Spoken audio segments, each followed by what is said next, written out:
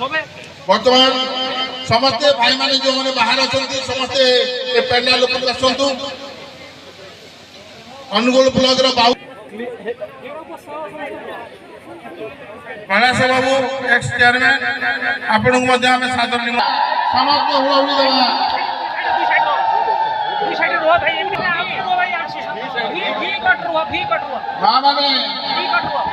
कृषक समावेश कहीं आयोजन करागला सेटा को जदि आमे तर्जमा करिबा विशारद कहले अत्युक्ति हबो नाही जे कि मानजोर डैम हेबा दिन ता आगुरु से गांधी हरि बोल हुड़हुड़ी जेते दूर जाए गो हत्या ब्रह्म हत्या छाड़ी न पड़ाए आउथरे अनुरोध करिवे सब भाई मानकू टिके हरि बोल देबे कथा सुनिले एवं तांकर अभिज्ञता से मध्य आम पाखरे प्रकाश कले जहा कि आम पाई गोटे प्रेरणार उत्स हेगी रही गाँ को पंतपड़ा को आसती ये 9 खंड गाँ गोटे 13 खंड गाँ गोटे अच्छी 13 खंड गाँव कृषक भाई मैंने बसते से गोटे प्रस्ताव मत देते जे यही जगह आम गोटे कृषक समावेश करवा एवं जो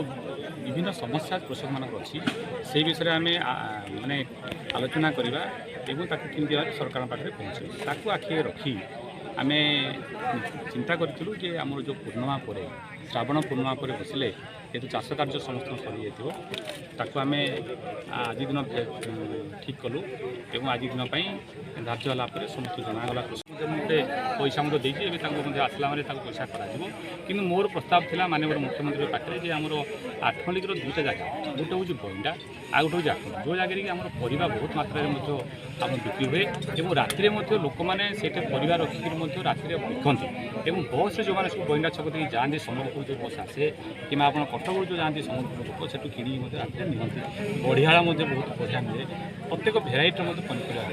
मुझे चेष्टा करी गोटे आप कृषक भवन करने किंतु एटा तो पेंडिंग अच्छी पाखे मुझे जो प्रस्ताव देती 2टा बसस्टाण्ड गोटे हूँ किशोर नगर आ गोटे हूँ बइंडा एवं से माननीय मुख्यमंत्री ये शुभ देते से आम निश्चित भाव में माननीय मुख्यमंत्री धन्यवाद देवा जे बसस्टाण्ड है निश्चित भाव में भावी आसंता दिन मानक आम आप कृषक भवन और गोटे आउ गोटे प्रस्ताव देती गोटे आप कोल्ड स्टोरेज मिलबार बहुत आशा रखी मुख्यमंत्री निश्चित भाव में सद आमको देवे आशा।